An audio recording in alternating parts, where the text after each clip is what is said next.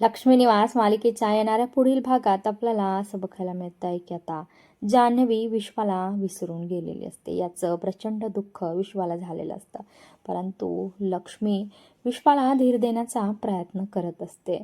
तिने विश्वाला आपल्या रूममध्ये बोलावून घेतलेलं असतं. त्यानंतर ती विश्वाला काही प्रश्न विचारते की जानू जर तुझ्यापर्यंत पोहोचली होती तर तू तिला आमच्यापर्यंत का आणलं नाहीस.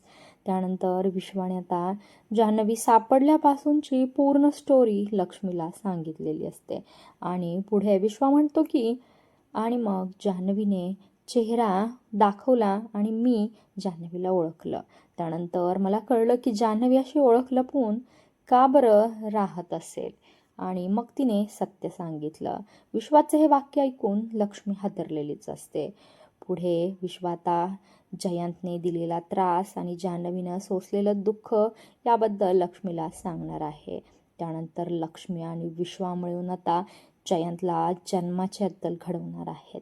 त्यासाठी लक्ष्मी आणि विश्वाने आता खतरनाक असा प्लॅन बनवलेला असतो.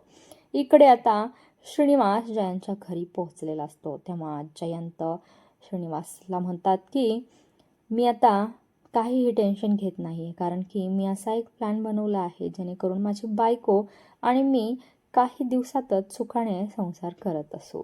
इकडे आता श्रीकांतला आपली स्वतःची चूक लक्षात आलेली असते की आनंदीचं सुख हे सिद्धू आणि भावनामध्येच आहे. त्यानंतर श्रीकांत भावना आणि सिद्धूची हात जोडून माफी मागतो.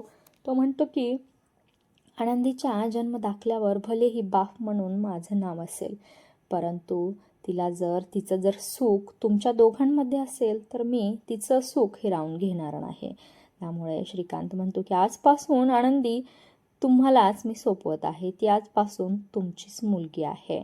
आणि आता श्रीकांत कायमचा फॉरेनला निघून जातो आहे.